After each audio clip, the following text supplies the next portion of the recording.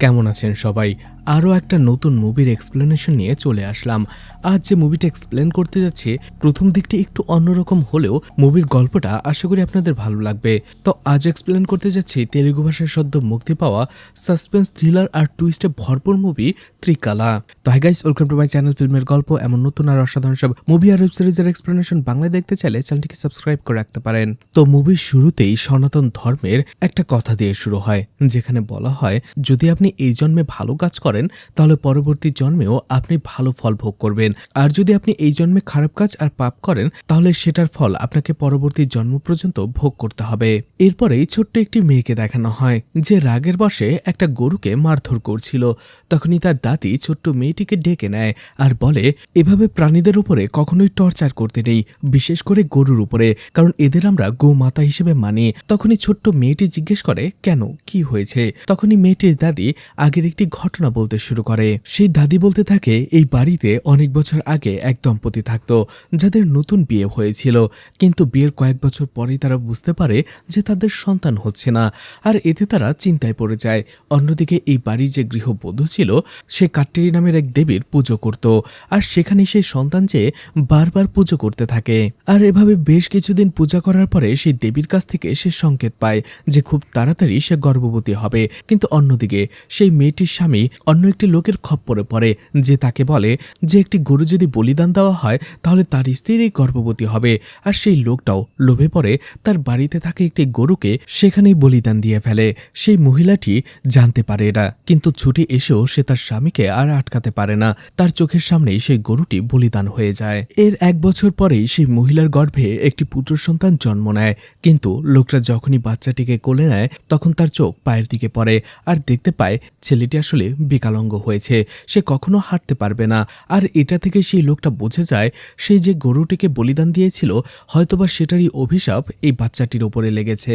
আর সেই লোকটার বুঝতে বেশি দিন দেরি হয় না যে সেই অভিশাপটা শুধুমাত্র তার নয়, বরং পুরো গ্রামের মধ্যেই ছড়িয়ে পড়েছে। দেখা যায় সেই গ্রামে যারা যারা এই গরু পালতো তাদের অনেকেই এরকম ভাবে হঠাৎ করেই মারা যায় কোনো কারণ ছাড়াই। এদিকে সেই মহিলাটি এখনো সেই দেবী কাট্টেরির পুজো করত, আর সে অনেক পুজো করার ফলে সেই গ্রাম থেকে অভিশাপের প্রকোপটা কিছুটা কমে যায়। কিন্তু দেখা যায় সেই পরিবারে যখনই কোনো বাচ্চার জন্মগ্রহণ হচ্ছিল তার মধ্যে কোনো না কোনো কমতি থেকে যাচ্ছিল, আর দেখা যাচ্ছিল কোনোভাবেই এই অভিশাপ থেকে সেই পরিবারটা মুক্ত হতে পারছিল না। প্রজন্মের পর প্রজন্ম সেই অভিশাপটা লেগেই যাচ্ছিল, অর্থাৎ সেই পরিবারে কোনো বাচ্চার জন্ম হলেই সেটা বিকলাঙ্গ হতো। আর এরপরেই একটা প্রজন্মকে দেখানো হয় যেখানে সেই লোকটাও পা ছাড়াই জন্ম নিয়েছিল, আর সেই লোকটা খুবই বদমেজাজি ছিল। দেখা যায় তার গর্ভবতী স্ত্রীকেও সে টর্চার করত, প্রতিনিয়ত মারধর করত। এরপরেই দেখা যায় সেই মহিলা যখন বাচ্চা জন্ম দেয় সে বাচ্চা জন্ম দেওয়ার সময় সেখানেই মারা যায়। এদিকে সেই মহিলার ভাই এর জন্য পুরোপুরি দায়ী করে সেই মহিলার হাজব্যান্ডকে, যে তার এই টর্চারের কারণেই আমার বোনটা মারা গিয়েছে। কিন্তু সেই লোকটার যে স্ত্রী মারা গেছে তাতে তার ভেতরে কোনো অপরাধ বোধই নেই, এমনকি তার স্ত্রীর জন্য ন্যূনতম ভালোবাসাও তার মনে নেই। সে শুধুমাত্র চেয়েছিল তার বাচ্চাটাকে। অন্যদিকে সেই মহিলাটির ভাই বুঝতে পারে তার বোনকে আসলে এই লোকটা কখনো ভালোই বাসেনি, শুধুমাত্র বিয়ে করার জন্য করেছে। আর এই জন্য রেগেমেগে সেই বাচ্চাটাকে সেই বাড়িতেই রেখে লোকটা সেখান থেকে চলে আসে। ছেলেটির মামা ছেলেটির বংশে যে অভিশাপ চলছিল সেটার ব্যাপারে জানতো, আর তার ভয় হচ্ছিল সেই ছেলেটিরও যদি এমন কিছু হয়। এই জন্য সে খুবই ধার্মিক আর জ্ঞানী একজন ব্যক্তির কাছে যায় এবং ছেলেটির ব্যাপারে সবকিছু খুলে বলে, তার কুণ্ডলিও তাকে দেখায়। লোকটা সবকিছু দেখার পরে বলে হ্যাঁ, ছেলেটির মধ্যে সবকিছুই ঠিকঠাক রয়েছে, তার হাতে পায়েও কোনো সমস্যা নেই, কিন্তু তার ভেতরে অবশ্যই একটা দুর্বলতা রয়েছে। আর এতে করেই ছেলের মামার মুখটা কালো হয়ে যায়। প্রথমত যখন সে শুনেছিল ছেলের হাত পায়ে কোনো সমস্যা নেই সে তো খুশি হয়েছিল, ভেবেছিল অভিশাপ কেটে গেছে।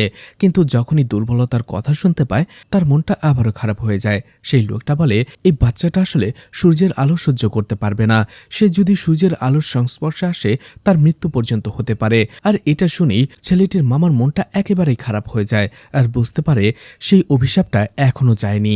ঘটনা বেশ কয়েক বছর পরে চলে আসে, যেখানে সেই গ্রামকে দেখানো হয় যে গ্রাম থেকে সেই অভিশাপটা শুরু হয়েছিল। সেই গ্রামের ভেতরে হঠাৎ করে একজন লোক জঙ্গলে আসার পরে গাছের ভেতরে ঝুলন্ত দুটো লাশ দেখতে পায়, যার মধ্যে একজন পুরুষ আর একজন মহিলা। এমন বিভৎস দৃশ্য নিজের চোখের সামনে দেখে লোকটা তো প্রচন্ড ভয় পেয়ে যায়, চিৎকার করে ওঠে। আর সাথে সাথেই গ্রামবাসী সেখানে পুলিশকে খবর দেয়, পুলিশও চলে আসে তদন্ত তদন্ত করার জন্য। আর সেখানেই দেখা যায় পুলিশের পাশাপাশি থেরাপিস্ট মায়াও এসেছিল। যদিও সে পেশায় একজন থেরাপিস্ট, কিন্তু এসব তদন্ত বা ইনভেস্টিগেশনে তার অনেক বেশি ইন্টারেস্ট রয়েছে। আর এই জন্য যখনই সে সময় পায় পুলিশের সাথে বিভিন্ন কেসে অংশগ্রহণ করে, সেগুলো খুব কাছে থেকে দেখে। মায়াকে দেখা যায় সেখানে আসে, লাশগুলো ভালো করে দেখে এবং তাদের শরীরে যে ক্ষত চিহ্ন ছিল ভালো করে দেখে। এরপরেই সেখানে মায়া পুলিশ অফিসারের সাথে কথা বলতে থাকে। আসলে মায়া চাইছিল লাশ দেখার পরে তার যে ধারণাটা হয়েছে সেটা পুলিশের সাথে শেয়ার করতে, কিন্তু পুলিশ উল্টো তাকে ভুল বুঝে। সেই বদমেজাজি পুলিশ অফিসার বলে, আপনি একজন থেরাপিস্ট, আপনি এসবের কি বোঝেন? আপনাকে এখানে আসতে দেওয়া হয়েছে এটাই বেশি। আপনি আপনার মতামত আমার উপরে চাপিয়ে দেওয়ার চেষ্টা করবেন না। যাই হোক, মায়ের মন খারাপ হলেও সেই ইনভেস্টিগেশন থামায় না, আবারও সেই লাশগুলো আরো ভালো করে দেখে, আশেপাশের জায়গাটা দেখে।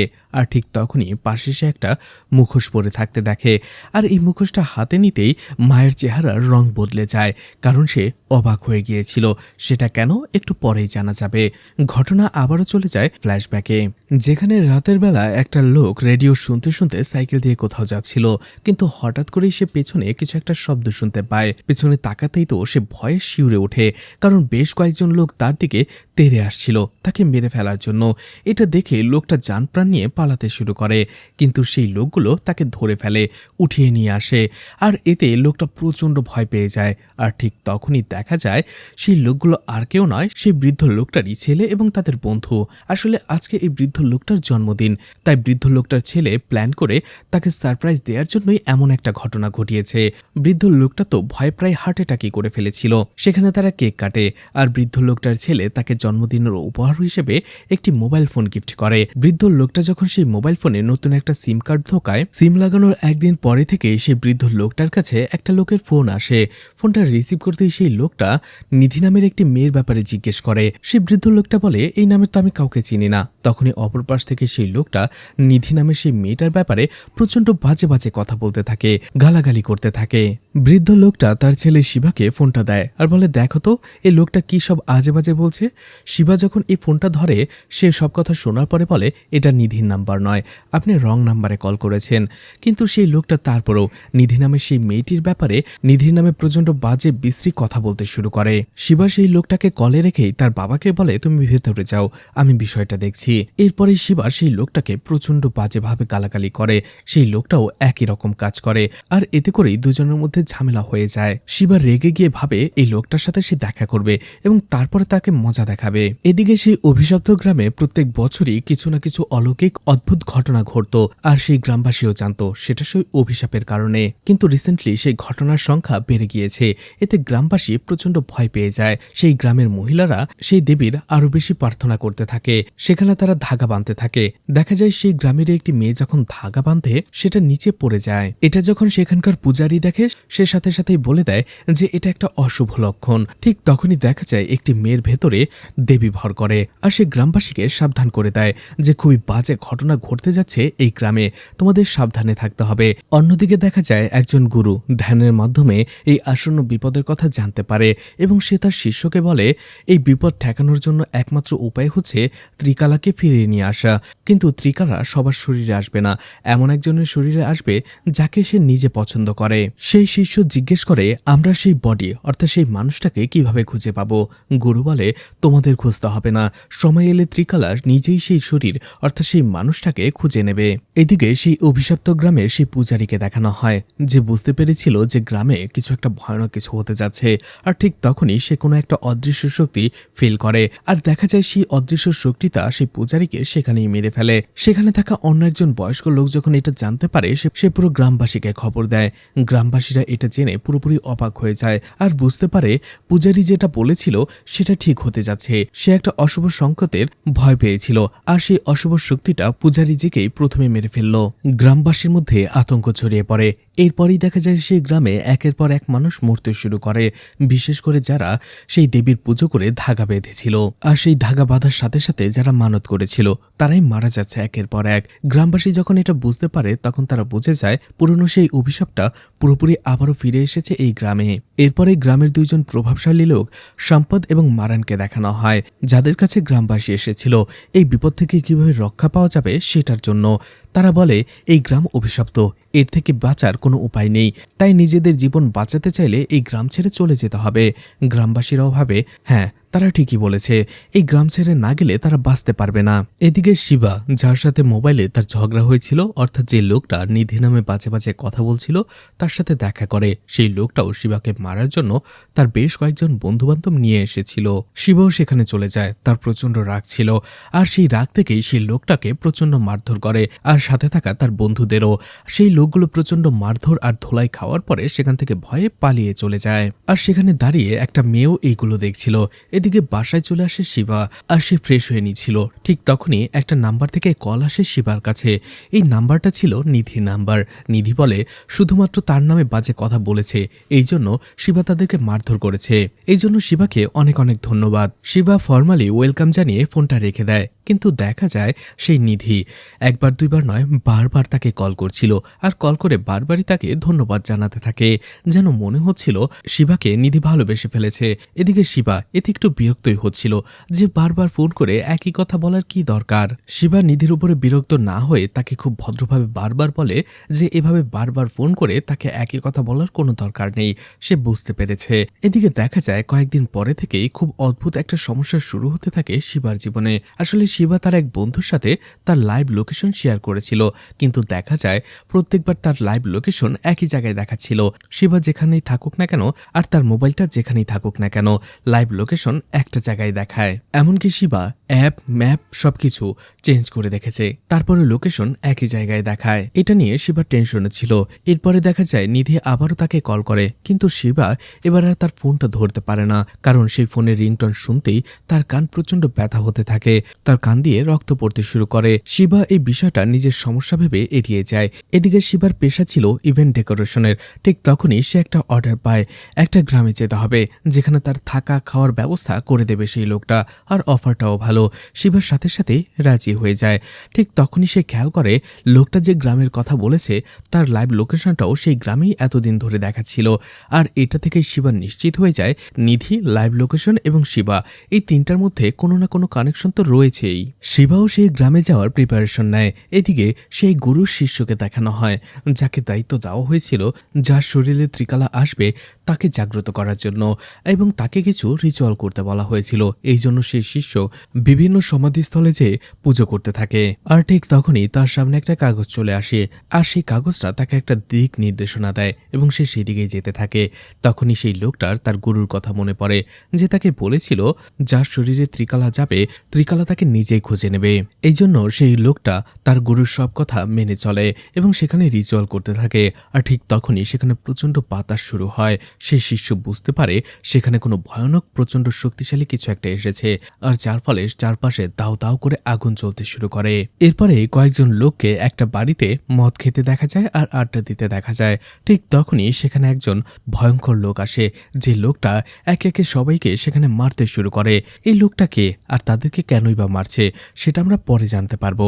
এদিকে দেখা যায় শিবা সেই গ্রামে এসেছিল যেখানে তার লাইভ লোকেশন দেখাচ্ছিল, এমনকি যেখানে তাকে কাজ দেওয়া হয়েছে, কিন্তু সেই গ্রাম একেবারেই চুপচাপ ছিল, নির্জন ছিল, কারণ এই গ্রামটা সেই অভিশপ্ত গ্রাম ছিল। আর এই গ্রামের বেশিরভাগ মানুষই গ্রাম ছেড়ে চলে গেছে বাঁচার আশায়। গ্রামে আসতে আসতে একটা সময় তার লাইভ লোকেশন শিবা দেখতে পায়, যেটা একটা পুরাতন বাড়ির সামনে রয়েছে।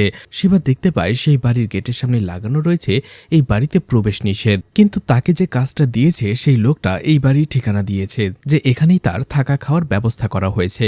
তাই শিবা সেই বাড়ির ভেতরে চলে যায়।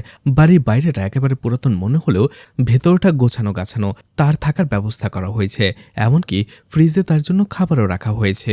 শহর থেকে আসতে আসতে শিবার অনেক খিদে পেয়ে গিয়েছিল, এই জন্য সে তাড়াতাড়ি খেয়ে নেয় এবং রেস্ট করতে থাকে। এদিকে রাতের বেলা সেই গ্রামেরই একটা ছেলে বাইক দিয়ে যাচ্ছিল। ঠিক তখনই তার আশেপাশে কিছু একটা অনুভব করে সে, আর ঠিক তখনই দেখা যায় সেই অশুভ শক্তিটা সেই ছেলেটাকে সেখানেই মেরে ফেলে। এদিকে শিবা তখনও রেস্ট নিচ্ছিল, কিন্তু হঠাৎ করেই যখন তার চোখ তার হাতের দিকে পড়ে সে হতবাক হয়ে যায়, কারণ একটু আগেই যে খাবারটা সে খেয়েছে এখন সেই খাবারের বাকি অংশটা তার হাতে ছিল, আর সেটা একেবারে পচের দুর্গন্ধ ছড়াচ্ছে।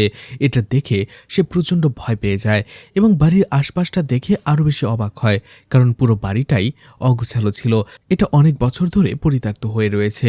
সবকিছু বোঝার পরে শিবা তো অবাক হয়ে যায়, এটা কি করে সম্ভব। একটু আগেই তো সে দেখলো বাড়িটা পরিষ্কার পরিচ্ছন্ন, ফ্রিজে ভালো খাবার রাখা রয়েছে, তার মানে কি সে হ্যালুসিনেশন করেছে? ঠিক তখনই তার সব ভুল ভাঙিয়ে দিয়ে ভয়ানক এক কণ্ঠ শিবার নাম ধরে ডাকতে শুরু করে।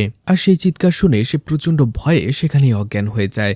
জ্ঞান ফেরার পরে তার ভয়টা আরো বেড়ে যায়, কারণ তার কাছে মনে হচ্ছিল তার দিকে ভূত তেড়ে আসছে।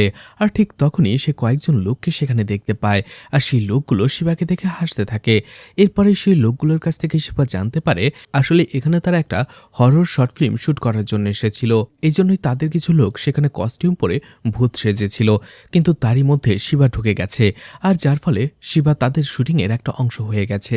এদিকে ঠিক তখনই সেই থেরাপিস্ট মায়াকে সেখানে দেখা যায়। শিবা তাদের জিজ্ঞেস করে তারা এমনটা কেন করলো, সে তো প্রচন্ড ভয় পেয়ে গেছে। আর মায়া বাকে তখন মায়া উল্টো তাকে জিজ্ঞেস করে যে শিবাকে এখানে সে কি করছে। শিবা তখন পুরোপুরি ঘটনা খুলে বলে সেখানে কেন এসেছে, কি কারণে এসেছে, আর এই বাড়িতেই বা কেন এসেছে। এছাড়া শিবা এখানে আসার পরে যা যা ফিল করেছে সেগুলো সবকিছু শুটিং এর অংশ হতে পারে না, এটাই শিবার মনে হচ্ছিল। যাই হোক, মায়া তার সাথে কথা বলতে বলতে হঠাৎ করেই তার চোখ পড়ে সেই বাড়িতে টাঙানো একটা ছবির ওপরে। সেটা ছিল একটা মহিলার ছবি, আর সেই মহিলার নাম ছিল সান্ধিয়া। মায়া সেই ছবিটার দিকে অনেকক্ষণ তাকিয়ে থাকে। এদিকে সেই শিষ্য তার গুরুর কাছে ফিরে আসে আর বলে, আপনি যেভাবে বলেছেন আমি সব রিচুয়াল সেভাবেই পালন করেছি, এখন কি হবে? তখন সেই গুরু বলে, আমি দেখতে পেয়ে গেছি ত্রিকালা চলে এসেছে, এমনকি সে তার জন্য সেই শরীরটাও পছন্দ করে নিয়েছে আর সেটাকে বশ করে নিয়েছে। এখন সেই শরীরের আগের জন্মের যে পাপ ছিল সেটা ধ্বংস করার কাজ করছে ত্রিকালা। শিষ্য যখন এই আগের জন্মের পাপ ধ্বংসের কথা শুনতে পায় তখন সে বুঝতে পারছে না যে তার গুরু আসলে কি বলছে, কিন্তু সে তার গুরুর উপরে পুরোপুরি বিশ্বাস রেখেছিল। এই জন্য বলতে থাকে যেহেতু গুরু বলেছে তার মানে এই সব কিছুই ঠিক হবে, এই জন্য সে আর তাকে কোনো প্রশ্ন করে না। এদিকে শিবা যখনই কথা বলছিল তখন আবার হঠাৎ করে সে অদ্ভুত আওয়াজ শুনতে পায়, আর এবার সে নিধিকে দেখতে পায় তার সামনে, যে আহত অবস্থায় দাঁড়িয়েছিল এবং তাকে তার কাছে রাখছিল। শিবা অদৃশ্য এক মায়া তার দিকে এগিয়ে যায়, কিন্তু শিবা যেতেই নিধি সেখান থেকে অদৃশ্য হয়ে যায়, গায়েব হয়ে যায়। আর তখন শিবা অনেক কিছুই বুঝে ফেলে যে এই নিধি আসলে অনেক আগেই হয়তোবা মারা গেছে।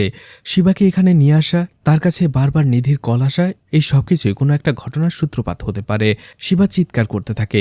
মায়া যখন এই সবকিছু দেখে তখন সে তাদের ভাতিরান নামের একটা লোকের গল্প বলতে থাকে। এই ভাতিরান হচ্ছে সেই ছেলেটি যে সূর্যের আলো সহ্য করতে পারত না। যেহেতু সূর্যের আলোতে তার সমস্যা ছিল, এই জন্য ছোটবেলা থেকেই সে সবসময় বাড়ির ভেতরে থাকত, আর এভাবেই তার দিন কেটে যাচ্ছিল। পুরো পৃথিবীর থেকে আলাদা থাকতে থাকতে ভাতিরানের মানসিক অবস্থা খারাপ হতে থাকে, আর এইভাবে হঠাৎ করেই সে একজন লোককে গুলি করে মেরে ফেলে, আর যার ফলে তাকে আদালত থেকে মানসিক হাসপাতালে পাঠিয়ে দেওয়া হয়। সেখানেও তাকে সূর্যের আলো থেকে বাঁচানোর জন্য একটা প্রোটেক্টিভ স্যুট পরানো হয়। মেন্টাল হসপিটালে যাবার পরপরই ভাতিরানকে বাকি সব মানসিক রোগীরা খ্যাপাতো, টর্চার করত, মারধর করত, আর এটা ভাতিরান সহ্য করত। কিন্তু একটা সময় সে রেগে যায় এবং বাকি সবাইকে মারতে শুরু করে, যার ফলে সেই মেন্টাল হসপিটালে ভাতিরানের একটা আতঙ্ক ছড়িয়ে পড়ে। ভাতিরানের রাগের কাছে মেন্টাল হসপিটালের সব রোগীরাই বশে মেনে যায়, সবাই তাকে ভয় করে এবং ডাক্তাররাও তাকে কন্ট্রোল করতে পারছিল না, যার ফলে তাকে আলাদা একটা রুমে রাখা হতো অন্য কোনো রোগীদের ছাড়াই। এদিকে এভাবেই চলতে থাকে। বেশ কয়েক বছর পরে মায়া সেই হাসপাতালে চলে আসে ভাতিরানের ট্রিটমেন্ট করার জন্য। ভাতিরান ততদিনে বড় হয়ে গিয়েছিল। মায়া সেখানে এসে প্রথমে ভাতিরানকে হিপনোটাইজ করে এবং তার মন আর মস্তিষ্কের ভেতরে জমে থাকা কথাগুলো মায়াকে বলতে বলে। ভাতিরানও হিপনোটাইজ হওয়ার পরে সেগুলো বলতে শুরু করে। ঘটনা ফ্ল্যাশব্যাকে চলে যায়, যেখানে দেখানো হয় ভাতিরানের বাবা অশোককে। অশোক সবসময় মদের নেশায় ডুবে থাকত, আর অশোকের প্রথম স্ত্রী অর্থাৎ ভাতিরানের মা ভাতিরানকে জন্ম দেবার পরপরই মারা যায়। আর এরপরেই অশোক তার দ্বিতীয় স্ত্রী সান্ধিয়াকে বিয়ে করে, কিন্তু তাদের সংসারটাও সুখের হয় না, কারণ অশোক সবসময় সান্ধিয়াকে সন্দেহ করত কোনো কারণ ছাড়াই, তাকে যখন তখন টর্চার করত। এদিকে অসহায় সান্ধিয়া সবসময় নীরবে এই সবকিছু সহ্য করে যাচ্ছিল। তার কাছে মনে হচ্ছিল এটাই তার কপালে লেখা আছে, এভাবেই তার জীবনটা কেটে যাবে। এদিকে ভাতিরান ছিল সান্ধিয়ার সৎ ছেলে, কিন্তু তারপরও সান্ধিয়া ভাতিরানকে নিজের আপন ছেলের মতোই ভালোবাসত, আদর যত্ন করত। কিন্তু কেন জানি ভাতিরান সবসময় সান্ধিয়ার থেকে আলাদা থাকত, দূরত্ব বজায় রাখত। কিন্তু তারপরও সান্ধিয়া বারবার ভাতিরানের কাছে আসতো, তার সাথে কথা বলতো আমি জানি আমি তোমার সৎমা, কিন্তু তারপরও তুমি আমাকে মা হিসেবে ডাকতে পারো, আমি তোমাকে আমার আপন ছেলের মতোই মনে করি। এরপরে সে তাকে আদর যত্ন করে করে খাওয়ায় আর বলে তুমি চাইলে আমি তোমাকে বাইরেও ঘোরাতে নিয়ে যেতে পারি। জন্মের পরে থেকে বাইরে না যাওয়া ভাতিরান বাইরে যাবার কথা শুনেই চমকে ওঠে, খুশি হয়ে যায় আর সে রাজিও হয়ে যায়। এরপরে সান্ধিয়া দেখা যায় ভাতিরানের জন্য একটা প্রোটেক্টিভ স্যুট তৈরি করে। এটা যখন অশোক জানতে পারে প্রথমে সে একেবারেই এর জন্য পারমিশন দেয় না, কিন্তু তারপরও বারবার রিকোয়েস্ট করার পরে অবশেষে পারমিশন দিয়ে দেয়। সান্ধিয়া ভাতিরানকে সেই পোশাক পরিয়ে বাইরে নিয়ে আসে। জীবনের প্রথমবার বাইরে আসার পরে ভাতিরান বাইরের পৃথিবীটাকে মন ভরে দেখে, তার খুব ভালো লাগে আর সান্ধিয়ার প্রতি সে একটা টান অনুভব করে। নিজের মায়ের মতো তাকে ভালোবাসতে শুরু করে এবং তাকে মা বলেই ডাকে। এভাবে দিন কেটে যাচ্ছিল, কিন্তু দেখা যায় অশোক এখনও সান্ধিয়ার উপর থেকে তার সন্দেহ দৃষ্টি সরায় না। বিভিন্ন ছোটখাটো কারণেও সান্ধিয়াকে সে সন্দেহ করতে শুরু করে। এই জন্য অশোকের বাড়িতে যখনই বাইরে থেকে কোনো লোক কাজ করার জন্য আসতো বা যে কোনো প্রয়োজনে আসতো, সেটা যেই হোক না কেন, অশোক তার সাথে ঝগড়া বাঁধিয়ে দিত, এটা ভেবে যে সেই লোকটার সাথে সান্ধিয়ার একটা অবৈধ সম্পর্ক রয়েছে। আর এটা ভেবে সে সান্ধিকেও বাজে বাজে কথা শোনাতো। যাই হোক, সান্ধিয়ার দিনগুলো এভাবেই কেটে যাচ্ছিল। আর এরপরে আমরা জানতে পারি সান্ধিয়ারও আসলে আগে একটা বিয়ে হয়েছিল, আর সেই ঘরে সম্পদ নামে তার একটা ছেলেও ছিল। আর সেই সম্পদ সান্ধিয়ার সাথে দেখা করতে আসে একদিন। সম্পদ আর ভাতিরানের মধ্যে ভালো সম্পর্ক হয়ে যায়। তারা বাইরে বসে একদিন গল্প করছিল, তখনই দেখা যায় সম্পদ সেখানেই স্মোক করছিল, এমনকি সে ভাতিরানকে স্মোক করার জন্য জোর করছিল। আর এটা যখন সান্ধিয়া দেখে ফেলে তখন সে প্রচণ্ড রাগ করে এবং সম্পদকে সেখান থেকে চলে যেতে বলে। এছাড়া সে তার আগের স্বামীর কাছেও সম্পদের ব্যাপারে কমপ্লেন করে। এর বেশ কয়েকদিন পরে সান্ধিয়া প্রেগনেন্ট হয়ে যায়। আর প্রেগনেন্সির কয়েক মাস চলে যাবার পরপরই দেখা যায় তার শরীর খারাপ হতে থাকে। ভাতিরান তার বাবা অশোককে বারবার রিকোয়েস্ট করে সান্ধিয়াকে হসপিটালে নিয়ে যাবার জন্য, কিন্তু অশোক কোনোভাবেই রাজি হচ্ছিল না। কিন্তু অশোক এমনটা কেন করছিল সেটার পেছনে একটা ঘটনা রয়েছে। দেখানো হয় আসলে যখন সান্ধিয়া এবং অশোকের বিয়ে হয়েছিল প্রথমে সব ঠিকঠাকই ছিল, কিন্তু কিছুদিন পরেই তার আগের ছেলে সম্পদ তার সাথে দেখা করতে আসে। আর একদিন সম্পদ খালি গায়ে সান্ধিয়ার রুম থেকে একা বের হয়ে যায়, আর এটা অশোক দেখে ফেলে। আর সেই দিন থেকে অশোক সান্ধিয়াকে নিয়ে একটা বাজে ধারণা পোষণ করে যে তার চরিত্র খারাপ, সে তার ছেলে এমনকি যে কোনো লোকের সাথেই সম্পর্ক তৈরি করতে পারে। আর এই জন্য সে সান্ধিয়াকে প্রচণ্ড মারধর করত, অপমান করত। এদিকে ভাতিরান এগুলো দেখতে দেখতে অসহ্য হয়ে গিয়েছিল। ঘটনা আবার বর্তমানে চলে আসে। দেখা যায় অশোক সান্ধিয়াকে হসপিটালে তো নেয়ই না, বরং ছোটখাটো ঘটনাতেই তাকে টর্চার করতে থাকে, অপমান অপদস্থ করতে থাকে। একদিন ভাতিরান এটা আর সহ্য করতে পারে না, কারণ সান্ধিয়াকে সে তার নিজের মায়ের মতো ভালোবেসে ফেলেছিল। এজন্য রেগে গিয়ে একদিন সে অশোককেই গুলি করে মেরে ফেলে। যেহেতু সে নাবালক ছিল এই জন্য আদালত থেকে তাকে মানসিক হাসপাতালে পাঠিয়ে দেওয়া হয়। ঘটনা বর্তমানে চলে আসে। ভাতিরানকে হিপনোটাইজ করে তার সব কথা জেনে ফেলে। এরপরে ভাতিরান যখন স্বাভাবিক হয়, মায়া বলে আমি বুঝতে পেরেছি তুমি পরিস্থিতির শিকার, তুমি ইন্টেনশনালি তোমার বাবাকে খুন করনি, হয়তোবা তুমি তোমার মাকে বাঁচানোর চেষ্টা করছিলে। তুমি টেনশন করো না, আমি হায়ার অথরিটির সাথে কথা বলবো আর তোমাকে এখান থেকে বের করে নিয়ে যাওয়ার চেষ্টা করব, যাতে করে ভাতিরান তার মা সান্ধিয়ার সাথে আবারও আগের মতো স্বাভাবিকভাবে বসবাস করতে পারে। এরপরে মায়া সান্ধিয়ার সাথেও কথা বলে এবং বলে ভাতিরান যখন এখানে ফিরে আসবে সে যেন তার যত্ন করে। এতে সান্ধিয়াও রাজি হয়ে যায়। দেখা যায় মায়া তার কথা রাখে। বেশ কিছুদিন পরে ভাতিরান বাইরে চলে আসে আর সান্ধিয়ার সাথেই থাকতে শুরু করে। আর দেখা যায় ইতোমধ্যে সান্ধিয়ার একটি মেয়েও হয়ে গিয়েছিল।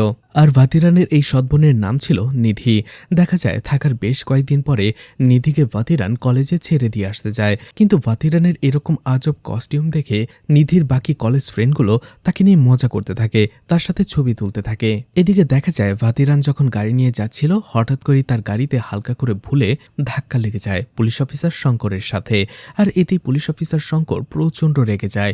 বাইরে ভাতিরানকে বের করে রাস্তার সামনে যা ইচ্ছা তাই বকাঝকা করতে থাকে, তাকে অপমান করতে থাকে।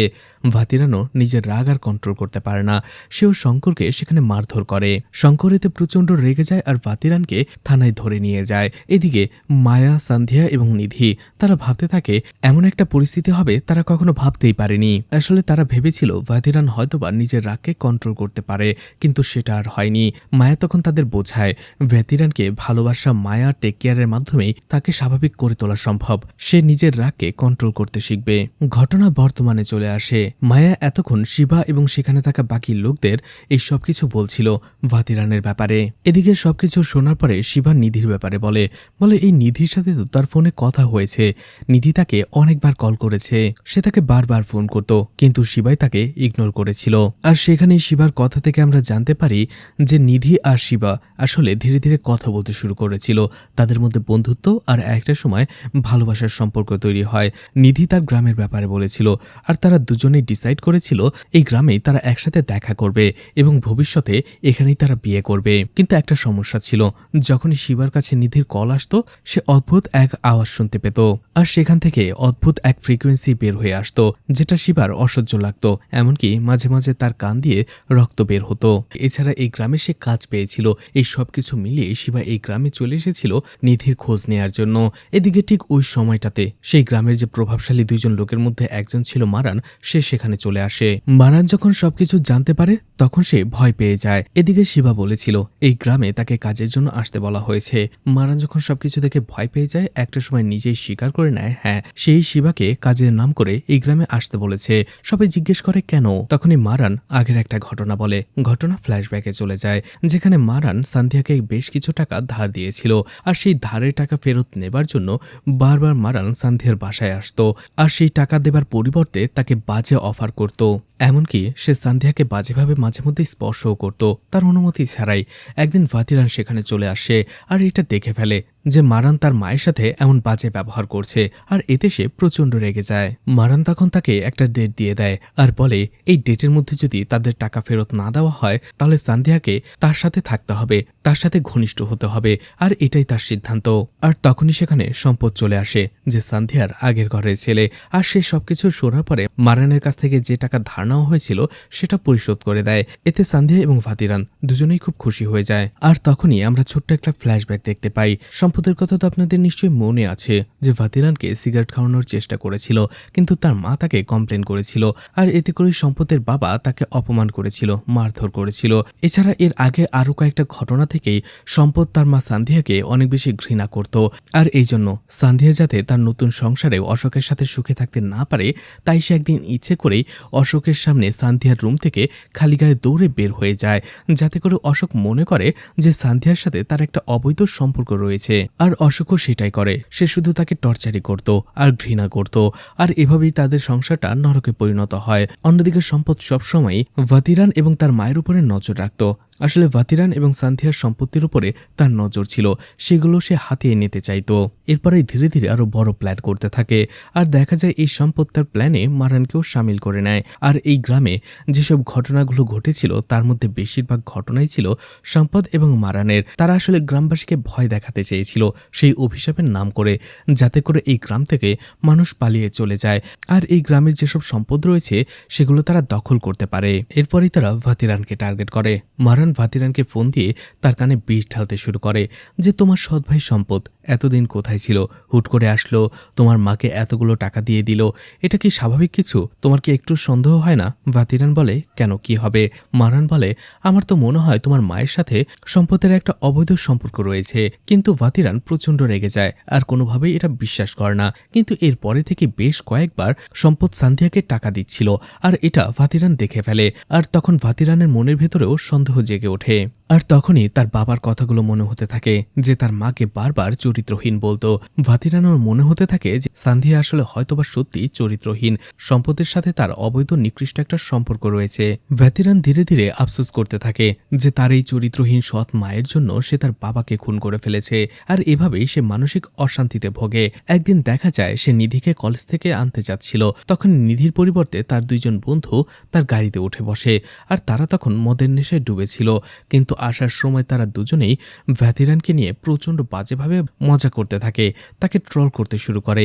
আর এতে ভাতিরান একটা সময় প্রচন্ড রেগে যায়, তার সহ্যের সীমা ছাড়িয়ে যায়, আর এতে করেই গাড়ি থামিয়ে পেছন থেকে একটা হ্যামার নিয়ে এসে নিধির সেই দুই বন্ধু বান্ধবীকে সেখানেই মেরে ফেলে, আর যাদের লাশ ঝুলিয়ে দেয়, যেটা আমরা মুভির শুরুতে দেখেছিলাম। ভাতিরানের রাগ যেহেতু আউট অফ কন্ট্রোল হয়ে গিয়েছিল, তখন তার কাছে একটাই কথা মনে হতে থাকে যে তার মা সান্ধিয়া তাকে ধোঁকা দিয়েছে, তাকে দিয়ে তার বাবাকে খুন করিয়েছে।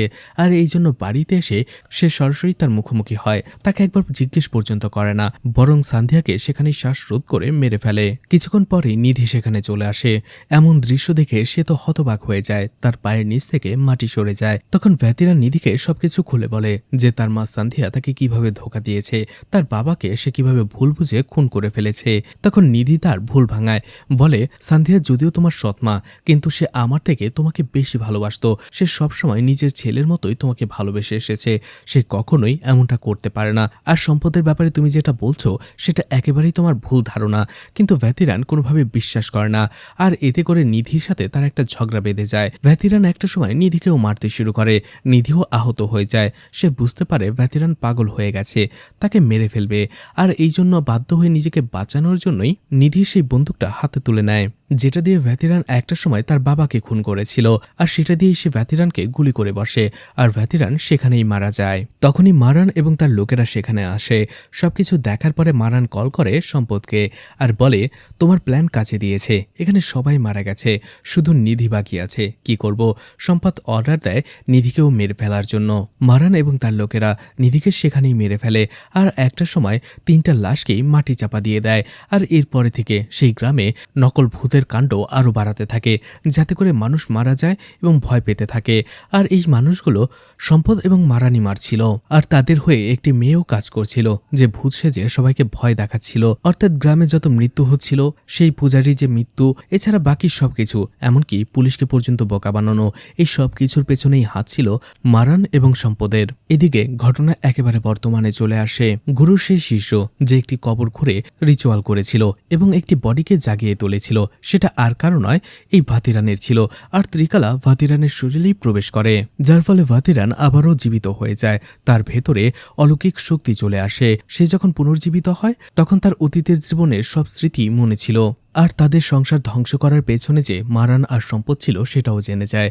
আর এই জন্য এই সবকিছুর সাথে যারা যারা জড়িত ছিল, ভাতিরান সবাইকে একে একে মারতে থাকে। অর্থাৎ সেই লোকগুলো যারা মদ খেয়ে আড্ডা দিচ্ছিল, এরকম সবাইকে ভাতিরান একে একে মেরে ফেলে। এদিকে মারান আর সম্পদ যখন দেখতে পায় যে সত্যি সত্যি গ্রামে খুন হচ্ছে এবং তারা এগুলো করাচ্ছে না, তখন তারা ভয় পেয়ে যায়। কিন্তু এই গ্রামের সম্পত্তি তো বিক্রি করতে হবে, এই জন্য তারা শিবাকে এখানে নিয়ে এসেছিল এই বাড়িটা পরিষ্কার পরিচ্ছন্ন করার জন্য, আর সেগুলো বিক্রির উপযুক্ত করার জন্য। সে ভেবেছিল যদি মারা যায় শিবা মারা যাবে, কিন্তু শিবা তখনও জীবিত ছিল। এটা জানার পরপরই মারান সেখানে চলে আসে। এদিকে সেই ভাতিরানের আত্মাটা হুট করেই শিবার ভেতরে চলে আসে। এখন তার শুধু একটাই লক্ষ্য, মারান এবং সম্পদকে মেরে প্রতিশোধ নেয়া। মায়া সেখানে ছিল। মায়া শিবা অর্থাৎ ভাতিরানের আত্মাকে শান্ত করার চেষ্টা করে আর বলে প্রতিশোধী সবকিছু নয়। সে তাকে হিপনোটাইজ করার চেষ্টা করে, বোঝানোর চেষ্টা করে ভ্যাতিরানের উচিত তাদেরকে ক্ষমা করে দেয়া। কিন্তু ভ্যাতিরান বলে এই লোকগুলো তার নিষ্পাপ মাকে অপরাধী বানিয়েছে, চরিত্রহীনা বানিয়েছে, এই জন্য সে ভুল বুঝে নিজ হাতে তার মাকে খুন করেছে। এর জন্য যারা দায়ী, ভ্যাতিরান তাদেরকে কোনোভাবেই ছাড়বে না। তখনই সেখানে সম্পদও চলে আসে, আর সেখানকার পরিস্থিতি না বুঝেই সে মারানের উপরে চিৎকার চেঁচামেচি করতে থাকে যে তোমাকে ছোট্ট একটা কাজ দেওয়া হয়েছে, সেটাও তুমি পারোনি। অন্যদিকে শিবা অর্থাৎ ভ্যাতিরানের আত্মা সম্পদকে দেখার পরে প্রচন্ড রেগে যায়। অন্যদিকে মারান সম্পদকে সবকিছু বলে তাকে সেখান থেকে নিয়ে পালিয়ে চলে যায়। এদিকে মায়া তাদের মাঝে চলে আসে আর ভ্যাতিরানকে শান্ত করার চেষ্টা করে। এদিকে সেই মহলের ভেতরে যেসব কথা হয়েছে, গ্রামের অন্য একজন লোক সবকিছু শুনে ফেলেছে, আর তারা গ্রামবাসীদের পুরো ঘটনা জানিয়ে দিয়েছে যে গ্রামে যেসব খুন হয়েছে, যেসব ভৌতিক কর্মকাণ্ড হয়েছে, সবকিছুর পেছনেই মারান এবং সম্পদ রয়েছে। তারা এই গ্রাম দখল করতে চেয়েছিল। তখন গ্রামবাসীরাও রেগে মেগে একত্রিত হয়ে অপেক্ষা করতে থাকে সম্পদ আর মারানের জন্য। কিন্তু সেই গ্রামে পৌঁছানোর আগেই ভ্যাতিরানের আত্মা মারান এবং সম্পদকে ধরে ফেলে। তাকে সেখানে প্রচন্ড মারধর করে দুইজনেরই গলা কেটে মেরে ফেলে। তার জীবনটা যে ধ্বংস করেছিল তাদের সবাইকে একে একে মেরে ফেলে, তার প্রতিশোধ নেয়। আর অবশেষে সেই গ্রামে আবারও মানুষ ফিরতে শুরু করে, কারণ সেই গ্রামে আবারও শান্তি ফিরে এসেছিল। এদিকে সেই গুরুকে দেখানো হয় যে তার শিষ্যকে বলছিল যে ত্রিকালার খেলা এখনো শেষ হয়নি, ত্রিকালার অলৌকিক শক্তি এখনো এই পৃথিবীতেই বিদ্যমান রয়েছে, যেখানে কোনো অন্যায় হবে ত্রিকালা সেখানে পৌঁছে যাবে। এরপরেই সেই ভ্যাতিরানকে দেখানো হয় যে সব জায়গায় অন্যায়ের প্রতিবাদ করছিল, তার অলৌকিক শক্তির মাধ্যমে মানুষকে সাহায্য করছিল।